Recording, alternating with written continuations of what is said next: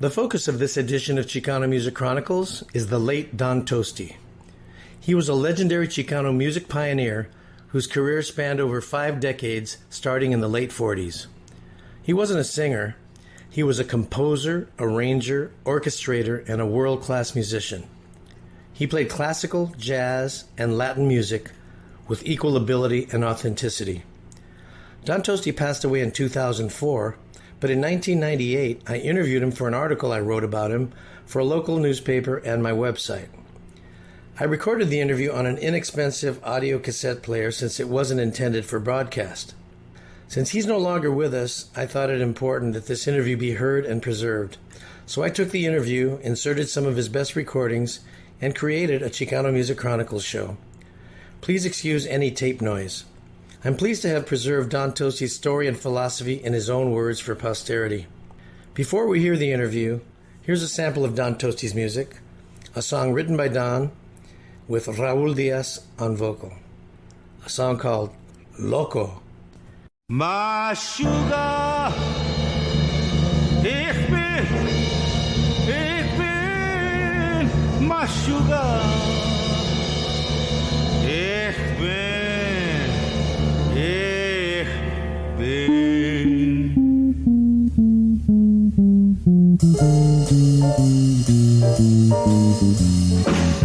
Loco, todos me dicen que estoy loco,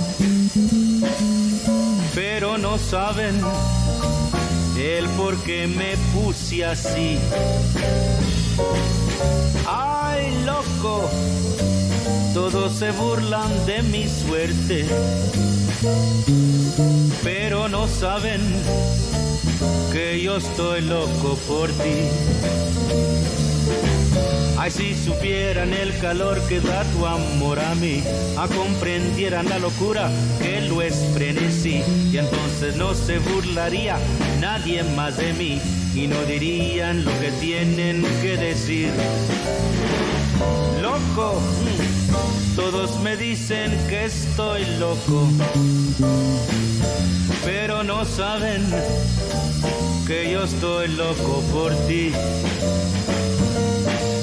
Oh, crazy about the way you look when we meet, and when you touch me, how my world begins to reel. Crazy, your kisses knock me off of my feet, but when I'm with you, I can't tell you how I feel. I try to tell you that I love you, but my mouth goes dry. I try to paint the picture of you and your loving eyes, but every time I think of you, my heart begins to pound. How can I think of you when everything is spinning round? Crazy, but I don't mind this dizzy feeling. You're so appealing to this crazy love of mine. You're so appealing to this crazy love of mine.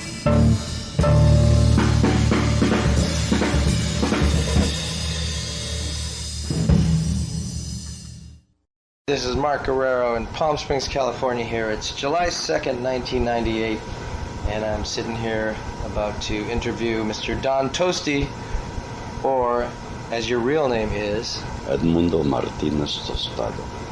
And Tostado, obviously you're of Mexican heritage. That's right. Your parents were born in Mexico? My parents, no, they were born here in this country. But their parents were? Yeah. My mother was born in El Paso, Texas. My father was born in Santa Fe, New Mexico. And what about their parents? Their parents are from Villa Ahumada, where the tribe is Tarumaras. Oh, yeah. From Villa Ahumada. That's where we come from. On both grandparents on both sides are from the Yes. same region? Wow. Yeah. And the Tosti was a nickname, right? Obviously. Yeah, well, they didn't like Martinez Tostado. It sounded too... ethnic. And at that time, they changed Vicky Carr's name. They changed Richie Valenzuela, Ricardo Valenzuela. So. Did they do that? Was it a conscious thing? Well, let's call you Tosti, or were people calling you that anyway? Well, they called me, in high school, everybody called me Tosti because tostados means toasted. I get it. Yeah. But they didn't spell it Toast. They used to spell it Toastie. Oh, they did? I said, bullshit. If you're going to spell it, you're going to call me Tosti, you spell it like the Italian composer, Tosti. Oh, and there was one, huh? Yeah, Paolo Tosti. Oh, wow. World renowned. And there's also that Tosti, what is it, wine or champagne? Oh, yeah. Asti Spumonti. Very wealthy Italians. So that's just namesake. So then people just called you Tosti, That's and then it. at some point you just decided to use it as a professional name, or they... No, when I was in high school, they didn't want to put down Edmundo Martinez down in the orchestra, so they put Don Tosti, Sir Tosti. Don like Don Eduardo. Right. Don Marco, Don Edmundo. Did you have a problem with it, or were you okay No, with it didn't matter to me. I was a young kid. I was only 14, 15. So. it? Okay. So let's go back to the beginning. You were born and grew up in what cities in Texas? Yeah, El Paso, Texas. I was born March 27th, 1923. And grew up in El Paso? I grew up there till 1939 when I came to high school in Los Angeles. I see. Now, again, as far as your musical life, was the beginning your grandfather with the piano lessons, or what was the beginning? Well, the beginning was at the age of 7. I got into a lot of mischief, and they got me a gentleman named, oh my heavens, Rayo Reyes and Pio Quinto Gonzalez, 2 great musicians, and they would teach me, and I had to do 2 hours every day from the time I was 7 on, every day, Sunday, Monday, Tuesday, or Wednesday. And at the time you resented it? Well, at the time they beat the pie out of me, I had to do it. It's called discipline. Beat the pie out of you. Yeah, with a belt, no cintarazos. And so the whole purpose of the music lessons was just to keep you out of trouble. Keep me out of mischief, yeah. And so you were not really excited about it. You Well, just had no, to do it. I was 7. I did what I was told. Yeah, you would rather be out playing or something. That's right. So your grandfather is the one who engineered this whole conspiracy? Yes, the grandfather, the grandmother, and 2 aunts. Did you start it on piano? No, Start a violin? violin. Okay. The first thing I studied was solfeo. Do, re, mi, fa, sol, la, si, do, si, la, sol, fa, mi, re, do. I see. That's called solfege. That's a European and Hispanic way of teaching music. And at what point did you actually start to enjoy it, if you did? Oh, by the time I was 9 and 10, I was with the symphony, and I would be presented in recitals for social clubs, lady social clubs, and they would give me money and bicycles and toys. And then you liked it. Yeah, I says, hell, I was the only guy in the neighborhood with a bicycle, so. And as far as the symphony, go back here, how in the world did, obviously you got very good very fast, but how does a 9-year-old wind up in an adult symphony orchestra? By practicing 2-3 hours a day. Anybody can do it. Okay. Anybody. If you practice 2-3 hours and you have a good teacher, then you'll do it. That's nothing. And so who decided to take you down to audition or whatever? Pio Quinto Gonzalez, a great Mexican composer, took me to the symphony and presented me to H. Arthur Brown, who was the conductor of the El Paso Symphony, for an audition. I played for him. I could read anything. And at first, was he stunned that such a little kid came? Well, yeah, I was the only kid in the. Everybody was professional except me, but I scared them, and I could play. I could read. I could play. So they kept me. Wow. And how long did you play for them? Well, from the 10 till I was about 14, 15 when I came to California. And did you guys travel, or did you always just play in El Paso? No, it's El Paso Symphony. Wow, that had to be a great experience. And meanwhile, you just stayed on violin. You didn't take I up stayed any other on violin. instruments? I took piano for harmony, and then I got my hands cut up, so I stopped playing piano. And I played violin. And then you came to Los Angeles for what reason? How'd that happen? Family? Chasing a girl. Oh, really? How old were you? 14. Didn't you go with your parents or your... Well, my mother lived in Los Angeles, and I was brought up by her sisters who adopted me. And when this girlfriend, they sent her away one summer to L.A. to get her away from me because she came from a very fine Mexican family. And I was very humble, very poor. educated but poor, and they didn't like that. So I came to LA, following the girl. Talk about fate, huh? And then I went home. We went home again. This time I didn't like El Paso. And the father of this young lady made things difficult for me there. He was influential and wealthy, so he made it rough for me. So I was this lady, the girl, was she Latina or was she? Yes, Mexican girl, but Anglo-ish looking. Her name was Socorro Wright. She came from a very fine Mexican family, wealthy.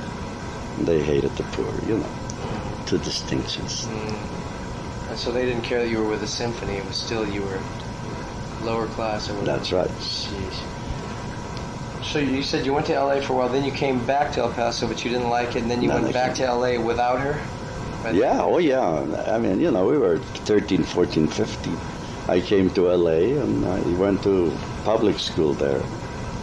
And I became the concertmaster of the all-national symphony orchestra, high school symphony. Because I was a fine violinist. I studied and I played. So what age did you come back to LA, the second time, permanently? Well, 15. You were 15. You lived with your mom at that point? Yes, I lived with my mother. My mother had remarried and she had married very well, so I lived at her home. Now, did your father pass away young, or what was his No, I was born out of a love affair. Mm-hmm. Did you know who he was? No, not until 1948. And how'd you find out? I met him in Oakland, California. I kept looking for my father because I wanted to see where the world I came from. And what'd you think of him? Well, he turned out to be a good man. He was a naval officer. He was a promoter, a radio announcer, an orchestra leader. He was everything. Oh. He didn't know how to do anything, but he was a promoter. There are such things. Look around you. I know. Did you get start up a relationship with him after that, or you just saw him occasionally? No, I met him in 48, and I was with Les Brown then. We did a concert at the University of California at Berkeley. And when I found him, I went to his home. He said I had a half-brother and a half-sister, who were half Italian. And they took me to their home. And he asked me what in the world I was doing working for Les Brown. Why did he say that? I don't know. He thought that was second rate. He wasn't impressed by that, huh? No. Holy shit. He said that I should be an orchestra leader or a writer. I said, well, I'm an orchestrator. I can orchestrate and arrange. I've studied that and I write for the big bands. He said, no, I mean a composer. So I said, well, I never thought of composing.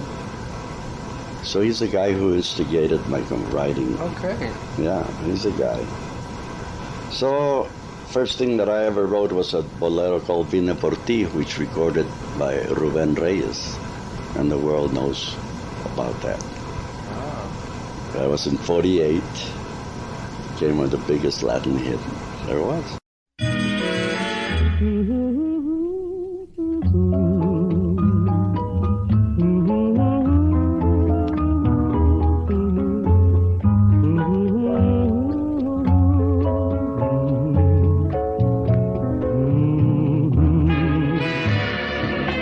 Cuando yo vine a ti, esperando tu dulce amor, fue nada más desilusión. Tu amor perdí, en mis ensueños vi que tu vida era para mí, pero cuando volví, mi amor, no estaba ya. Yo sé que otro querer cambió este amor que yo soñé. El tiempo borrará la amargura de mi amor, por eso canto yo. Mi corazón me hace sufrir cuando volví por ti, mi amor, te fuiste tú.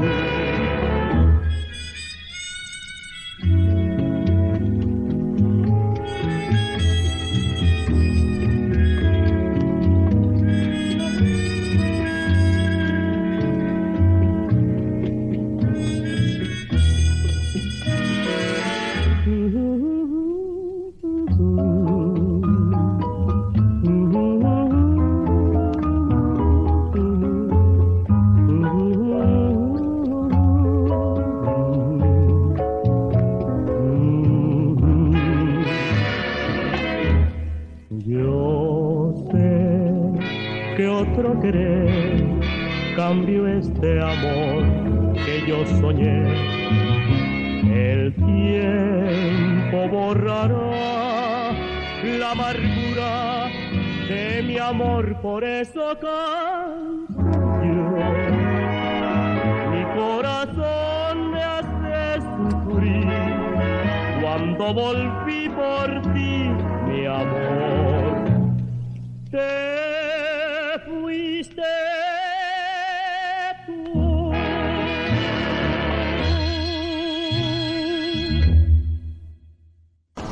Then I followed it with a thing called Pachuca Boogie, Oh, really? and that's in the Smithsonian Institute. That was in 1948. Was that with Eddie Cano? Ericano on piano, Raul Diaz did the vocals, and Bob Hernandez was a tenor man, very gifted. We were kids, but they were great musicians. Wow, and Eddie Cano went on to his own fame. Oh, yeah, it's amazing. I met Eddie Cano when I came back from New York, and he studied harmony with me. And he went on, like in the book, he gets a whole chapter. Which book is that? Audio Rhythms? That's right. That's right. He gets a whole chapter. It's amazing. He studied with me. When did you switch over to upright bass from violin? How'd that happen? In 1941. How'd that happen? Well, the war started. The Japanese attacked Pearl Harbor, and all the Mexican kids on the east side wanted to be Marines on the kind of uniform for the girls.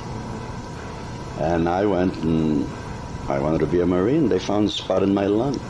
So they took away my tenor saxophone, my clarinet, and I couldn't do very much with my violin. The symphony didn't want me. The studios didn't want me. I was a brown kid. I was a Mexican. They didn't want the Mexican kids to show off all the white kids, so I was starving. So I stayed home to cure that spot in my lung, and I studied bass. I studied bass from 41 to 43. In 43, I ended up in New York with Jack Teagarden. Amazing. Now tell me that wonderful What? story of how you got that first job. You were at LA State or something? Yeah, I was going to LA City College from Vermont. The people who adopted me wanted me to be an accountant. So I studied accountancy and bookkeeping. And one day I went to hear the band. They had a real great jazz band at the college, and the bass player didn't show up. So Bob Fowler, the great trumpet player, told the teacher that there's Tosti, he's a good bass player. So they asked me to sit in if I could read and play. I said, yeah. So I sat in, and in the back, in the studios in the back, Jack Teagarden was recording what we called an Armed Forces transcription, which was a recording for the Armed Forces, for the Army. And when they got through recording, they came out and they heard us play. The next thing I know, Frank Harrington, Jack Teagarden's manager, was offering me a job as a bass player. Jesus. I'm only 19 years old. Yeah. And that was the thing, as I recall, you went home and asked your mom, and she said no. And she didn't want you. I had to finish my schooling. So, they offered me a $200 a week in 1943. Oh, yeah. So when they called me, I told Frank Harrington called me, and I said, I can't go to New York with you. He says, why? So he says, because my mother says I have to finish my schooling. So he says, well, how old are you, Tosti? I said, 19. And he said, do you still do what your mother says? Oh, that's true. And I said, yes, I'm adopted, and they educated me, and I love them, and that's it. So in the background, Jack Teagarden told Frank, offer the kid $50 more. When they offered me $250 a week, I went to New York. Even though your mom still didn't want you to? Yeah.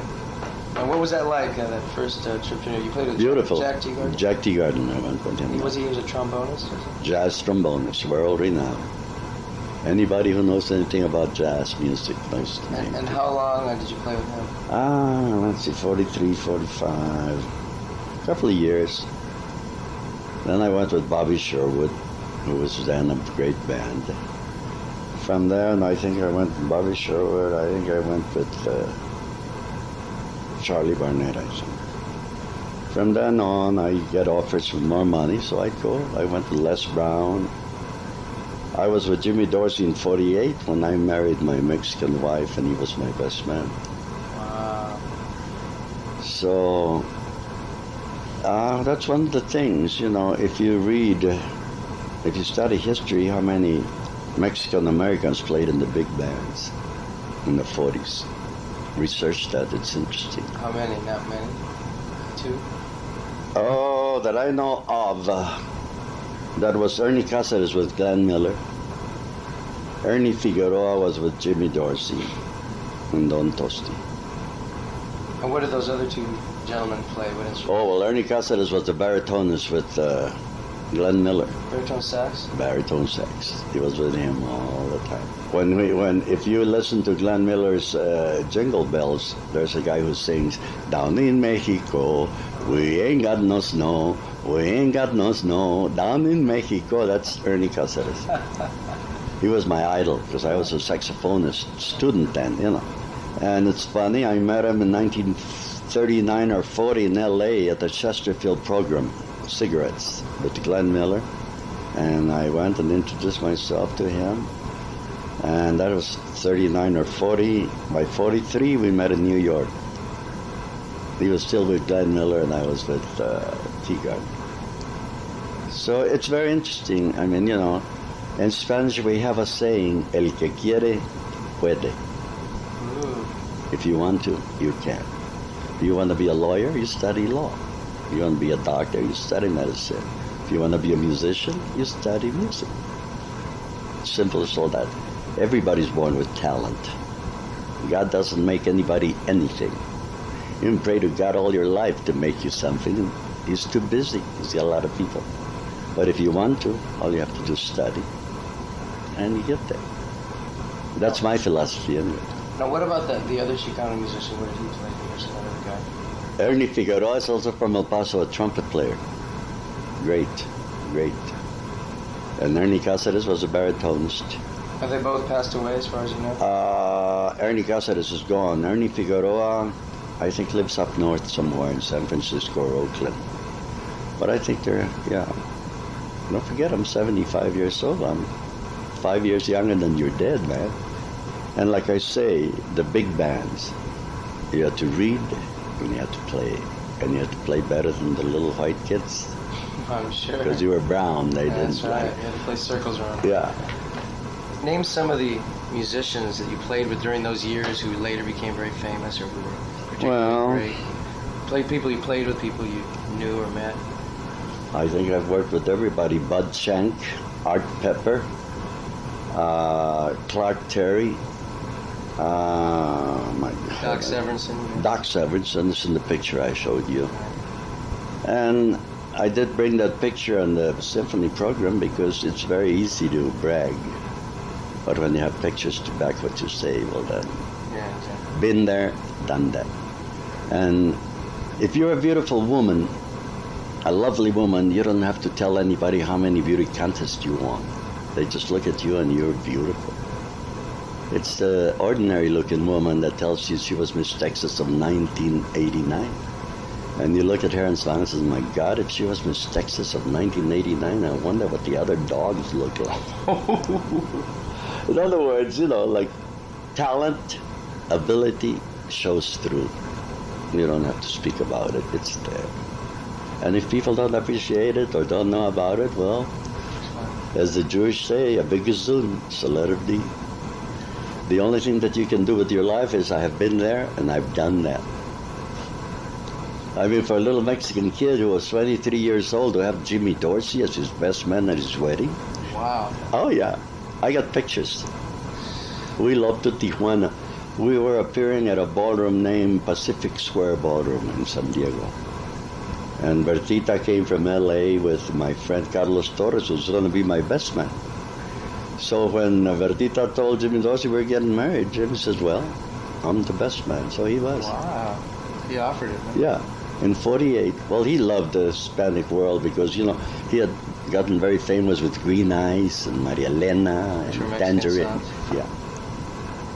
Anyway, he loved the people and he made a lot of money with it. And he was a beautiful man. Beautiful man. Did you ever meet Tommy, his brother? Yes, I did. Wow. I met him. I never worked for him, but he was a little stronger man. You know.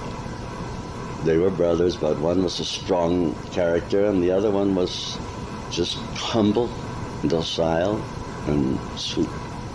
And that's the way life is, you know, even in brothers and sisters and the whole thing. What about, I remember you mentioned to me once before about you met or people like Miles Davis, some of those people. Oh, yeah, well, at 52nd Street, New York, you know, we knew each other. And we became very big later. But the drugs... Those are those early bebop guys. Yes. Is this when this Oh, was yes, starting yes. up? Yeah, well, I knew Charlie Parker. I knew... Really? Oh, yeah, I knew Charlie Parker. Roy Eldridge, Charlie Shavers, Dizzy Gillespie. Did you ever see Charlie Parker play and stuff? Oh, yeah. I used to see him, as a matter of fact, that sometimes I used to see him over there in East L.A. on 6th Street by the Greyhound station. Really? Walking around with his plastic saxophone, out of his mind from drugs. Oh, really? Well, remember he ended up in, what was the name of that institution? Wow. California? Yeah. Camarillo? Camarillo. That's where he ended up through his drugs. He was a gifted young man. He died very young, you know.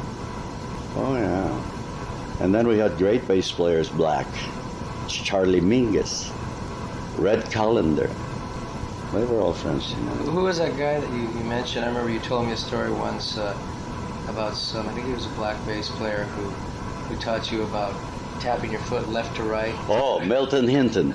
Yeah, I met him in 1943. I think I was at the College Inn at the Sherman Hotel, and I was playing. I think it was Tea Garden or Sherwood, and this guy comes up to me and wanted to know where I had learned how to play the bass the way I was doing it.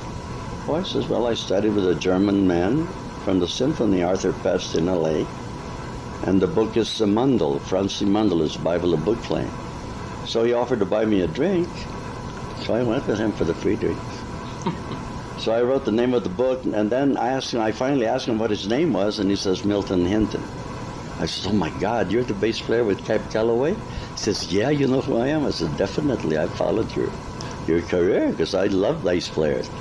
And he's the guy who told me to walk and not step on every beat. Not 1, 2, 3, 4, but left, right, left, right. It's walking. No musicians do that now.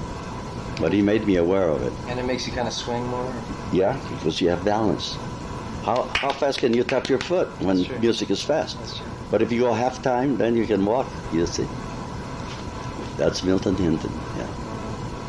Amazing. So what this is just a thought that occurred to me. What was the thing that, you did all those big bands. Yeah. And where was it that it switched over from you being in the big bands into the next period, which was more of the Latin groups? And 1948, when I met my father.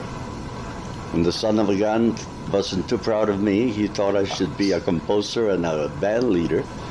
So that's when I started writing. And with my knowledge of harmony and arranging... That was a nice gift he gave you, wasn't it? Yeah. He was a motivator. And then you formed your own orchestra? Yeah. And what was After that? Pachuco Boogie, well, in L.A. And was that called the Don Tosti? Yeah, Don Tosti. Of course, I'd had orchestras in high school, but I was just a kid. And then you switched over from the big band type music into more Latin? That's totally right. Latin. That's right. And I studied Latin music. I studied the clave, the form, because I didn't know it. I'm Latin. At that point, you didn't know it? No. Wow. The mere fact that you're Latin doesn't mean that Right. you know Latin music. Right. No And way. you learned all the styles? Oh, yeah, the clave. What we call a clave. Right. And you write with the clave. Let's listen to Don Tosti's band with Eddie Cano on piano, song written by Eddie Cano, Montuno Número Uno.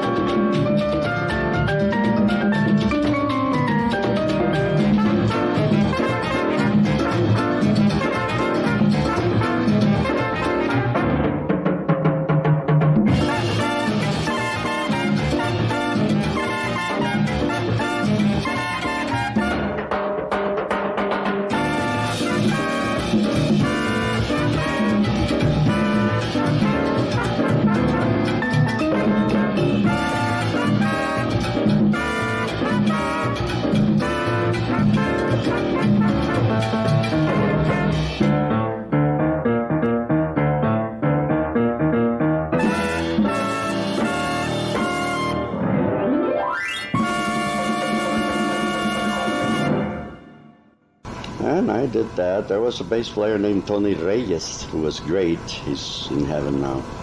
I called him for lessons, but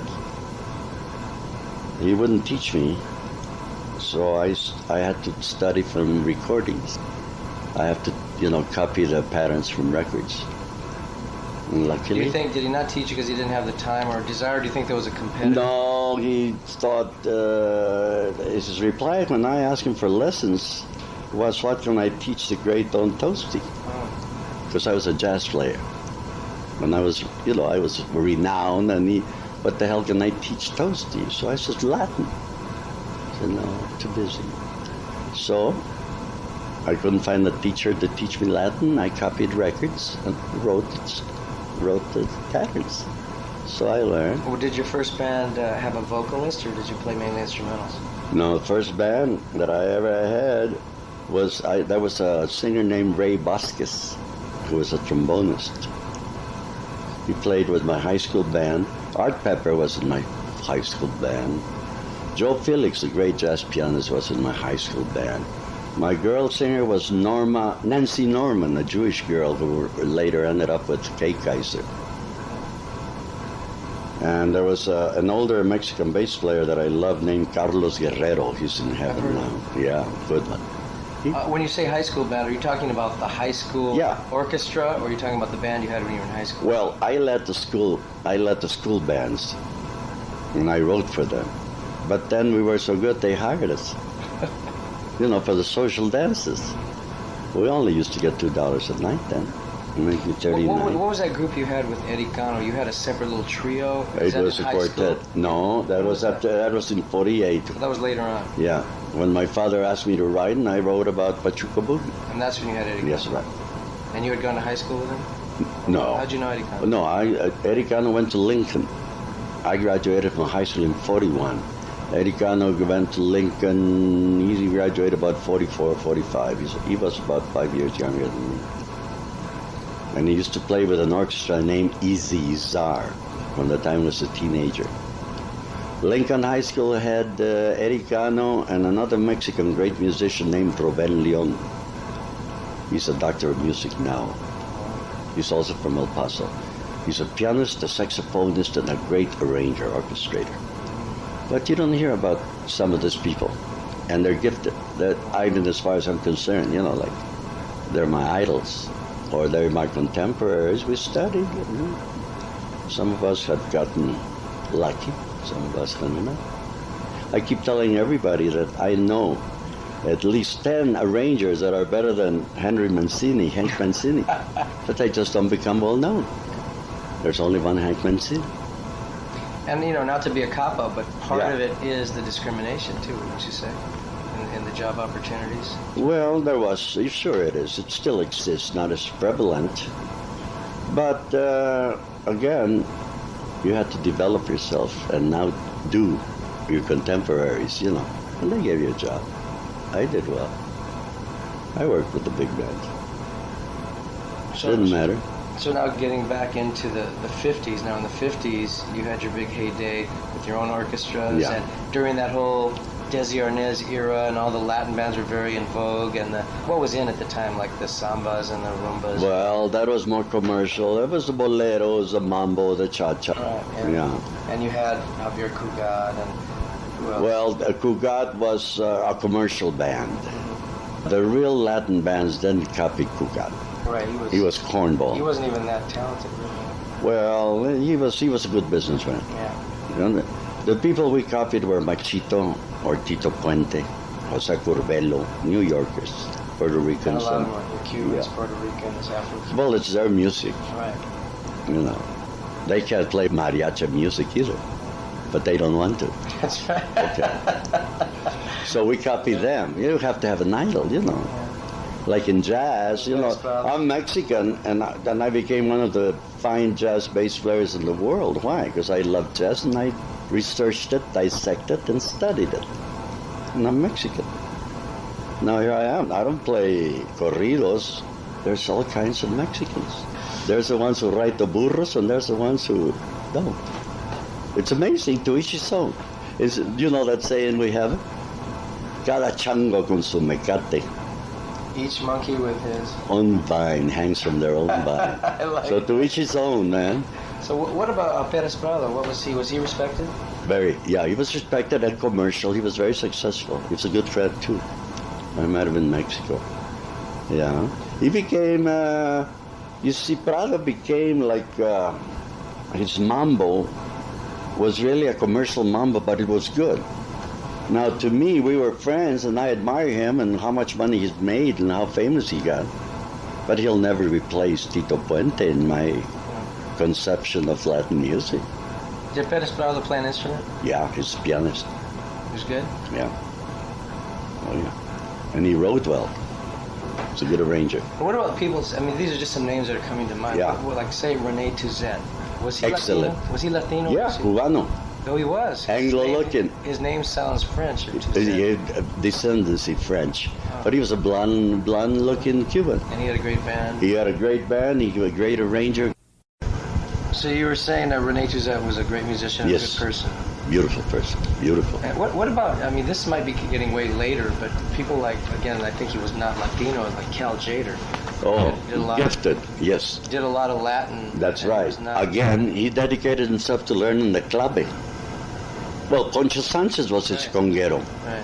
And then he had three brothers, los hermanos Duran from Oakland. Manny Duran, the bass player, the piano player. Again, may I express myself? If you want to be a doctor, you study medicine. If you want to be a good Latin piano player or a good musician, you have to study Latin music, the clave. Not Mexican music, not cumbia, not Banda. ordinary. You study the source. And that's what happens. Here's a Don Tosti song with Chamaco Juarez on vocal. Let's cha-cha to Chavalita.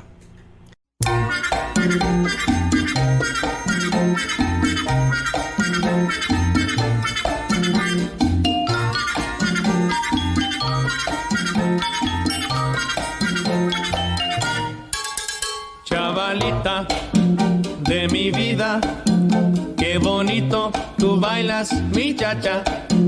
Chavalita consentida, qué bonito tú bailas mi cha-cha-cha. Con tu ritmo que es una sensación y tu gracia que es de admiración. Yo te ruego, enséñame a bailar, para siempre contigo yo gozar. Chavalita de mi vida, qué bonito tú bailas mi chacha. Chavalita consentida, qué bonito tú bailas mi cha-cha-cha. Y bailando quizá comprenderás que te quiero yo a ti y a nadie más. Es por eso que yo te ruego a ti que tú bailes conmigo nada más. Chavalita de mi vida, qué bonito tú bailas mi chacha. Chavalita consentida, qué bonito tú bailas mi cha-cha-cha.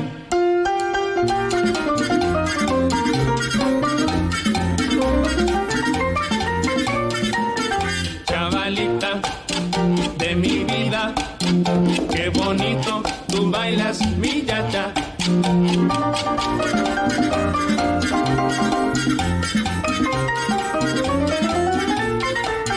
Chavalita consentida, qué bonito tú bailas mi cha-cha-cha. Con tu ritmo que es una sensación y tu gracia que es de admiración. Yo te ruego, enséñame a bailar, para siempre contigo yo gozar. Chavalita de mi vida, qué bonito tú bailas mi chacha. Chavalita consentida, qué bonito tú bailas mi cha-cha-cha.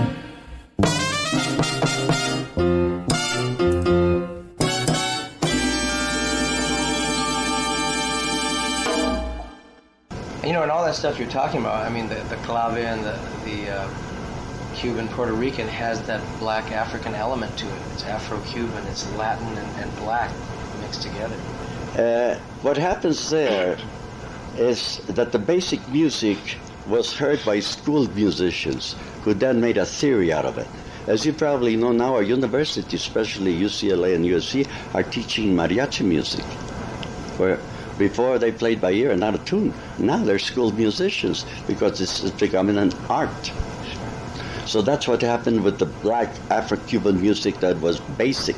Then came the fine school musicians It who happened made the naturally. thesis. Same thing with like the Louis Armstrongs. They just the early Dixieland. It came out of the streets, and then they turned it into school musicians. Well, then he was like the father. He was like the basic man. But then you have guys like Charlie Shavers and Roy Eldridge. Now this young man, Wynton Marsalis, Yeah, they study. They aren't born. They study. They develop the art. And that's what we're speaking about. You know. And like I say, like René Tessé was a very skilled musician. Very, very skilled. He was an arranger, a composer. And Clark Terry was a gifted man. Is a gifted man. He's still alive. He's a friend of mine. But this is a jazz. This is the jazz of 50 years ago. 50, 60 years ago.